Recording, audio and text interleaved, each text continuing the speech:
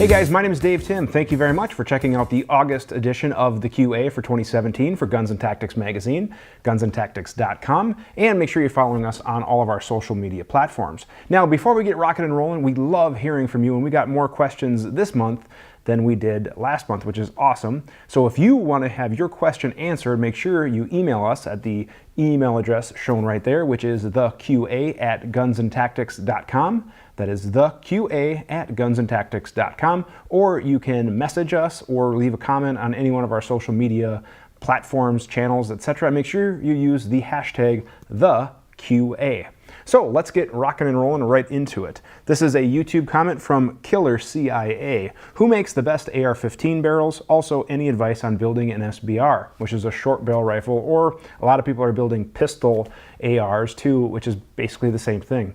As far as who makes the best, that's a whole nother video in and of itself. There's things to look for as far as quality, what type of barrel, material, stainless versus traditional steels, linings, melanite versus chrome lining, single cut versus forged. I mean, there's so many variables when it comes to AR barrels that it could literally be its own video. As far as best, well, it kind of depends on what you're going to be using it for. Now, does it make sense to put a $400 match grade stainless steel proof on an SBR that you're never going to shoot past 50 yards? If you want to spend your money, fine, but for your purposes, maybe would a $200 forged barrel with chrome lining work just fine for that? Probably. Again, as far as the best, I've seen great brands have lemons, and I've seen really crappy brands have really good shooters, but generally speaking, consistency is one thing you're going to look for from a manufacturer. So stick to quality brands. FN makes a lot of barrels for a lot of people with their forged line, so that's a great one to look at. Rainier Arms does not carry junk, so if they're carrying a barrel, you can check out the reviews, but their own branded barrels are very, very good. I really like their stuff. Noveski makes really good stuff. Midwest Industries makes really good stuff with Criterion blanks. Green Mountain makes some stuff for some very big names, and they make their own barrels, and the list goes on and on and on and on. So I wish I gave you more advice. As far as advice on building an SBR, though, I will say don't go as short as you necessarily think you have to go just because, oh, I want a little gun, because they can be more finicky. They're more of a headache to get tuned in some cases. They're overgassed. So 11.5, 12.5 inch is a really, really good, reliable platform that's known to be good.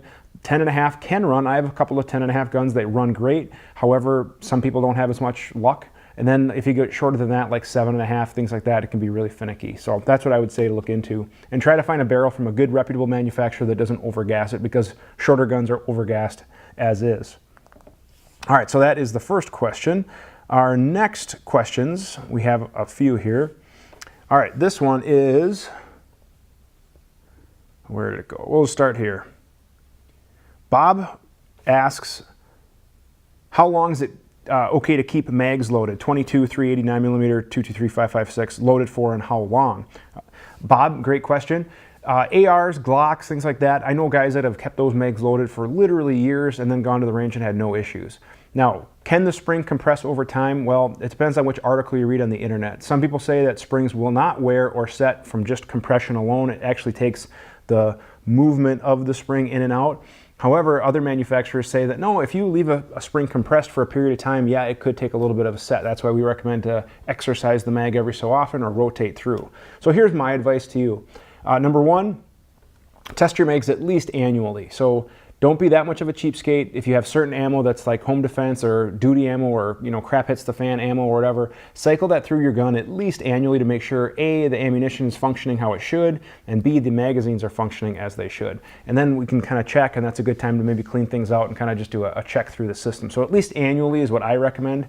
As far as like 22s and other stuff, some of the 22 mags can be a little bit more finicky because those springs are smaller. They don't have as much power, so they can be more prone to setting or having issues, just because they're not used to having to deal with as much weight as like an AR mag with all those rounds of 5.56, for example. So I wouldn't necessarily leave those loaded for as long, but I actually found some old AR mags that literally were loaded like 8 or 9 years. I found them in an old like go bag back when go bags were really cool that I just forgot about. And I found that last summer when I was actually unpacking some stuff.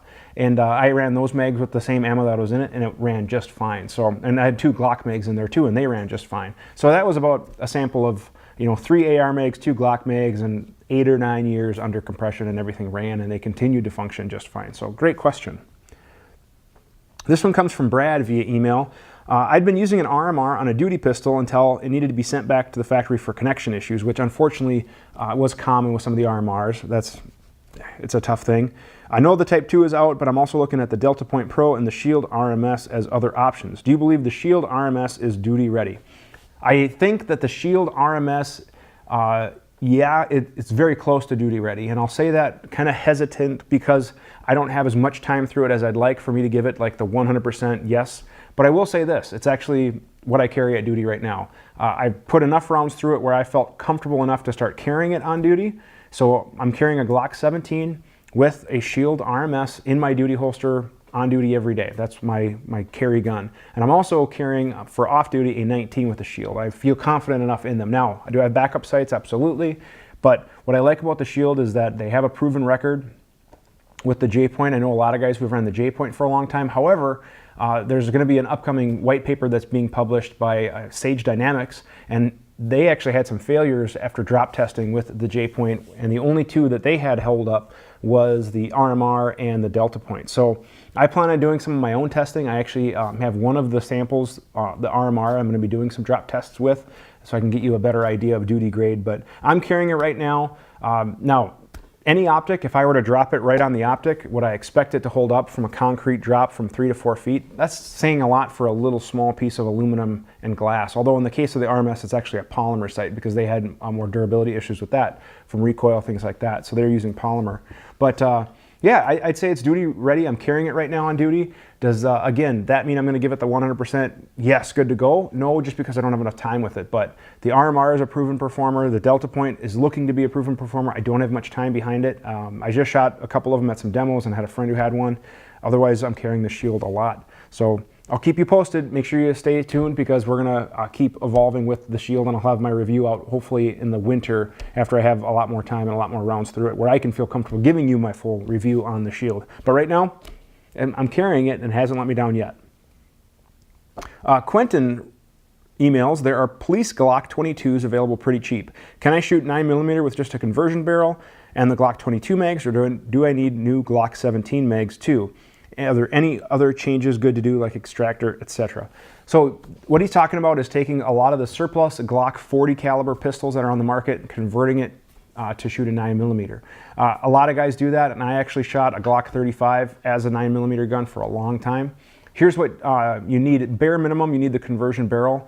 That actually is basically a thicker, outside diameter barrel of a 40 cal, but it has the inner bore for 9mm and the chamber for 9mm. Now, I know some guys who literally just drop that barrel in and they shoot just fine. They use the 40 cal mags, they leave all the other internal parts, they're done, it works. Sometimes they have issues, sometimes they don't. So you can, but here's what I would recommend. Number one, I would recommend a quality barrel from a good manufacturer, KKM. I know some guys have had really good luck with Lone Wolf. I'm hearing good things about Blacklist, although I don't have any of them myself. And then there are tons of other manufacturers out there too that I'm hoping will come out with conversion barrels. L2D, Killer Innovations, those are some of the people that we met with at TriggerCon, and they're doing some really good stuff. Additionally, I would recommend 9mm mags, and with Glock P mags being so cheap, you're just foolish not to pick up some of those dedicated to 9mm. They work really well.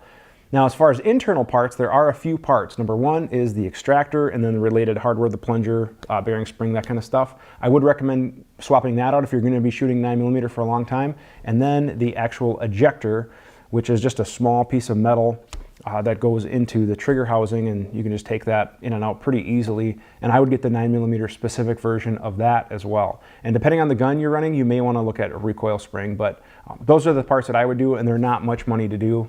I would do it, and that way you'll just have that reliability. And let's see here. I've been thinking about putting a red dot on one of my Glock 34s. How are you liking it? Is it something you could take or leave, or is it something you wouldn't do without now that you have it? Just wondering what your thoughts are. This is from Aaron, a student who emailed me. I like it. I like it a lot. However, it's not something that if you took it away, I'd be like heartbroken, but I do like it, especially at enhanced, pistol distances, like 25 yards on, 50, 100 yards.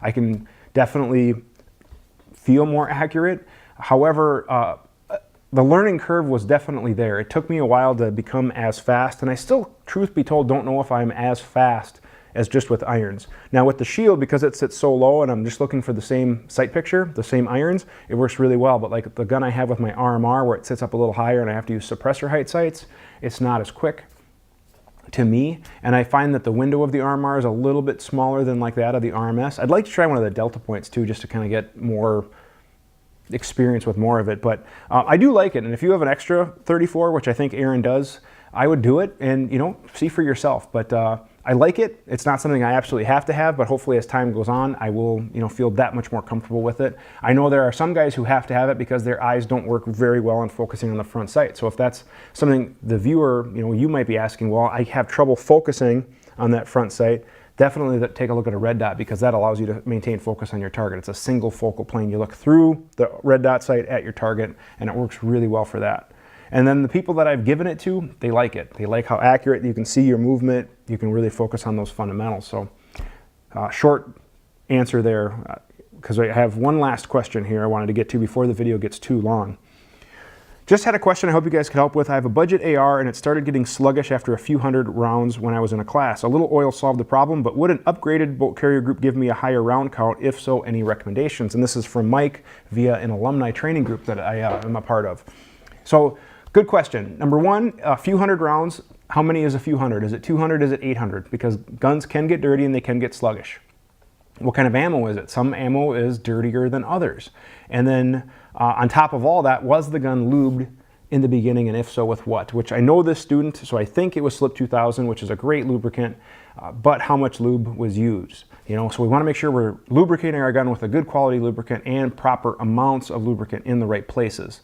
And even with that, you know, even with the best super whiz-bang AR out there, if you were running a lot of rounds, it could get, you know, sluggish with time. You know, that's just what happens. So if you apply lube to the gun, it'll keep running. And I'm sure some people will think of a comment now about Pat Rogers' Filthy 14 that ran tens of thousands of rounds with just lubrication. And yep, that's totally true. I have guns with several thousand rounds where I'm just lubing. So if lube solved the problem, that probably means that it was running dry, and then having a little bit more friction solved the problem. No problems there.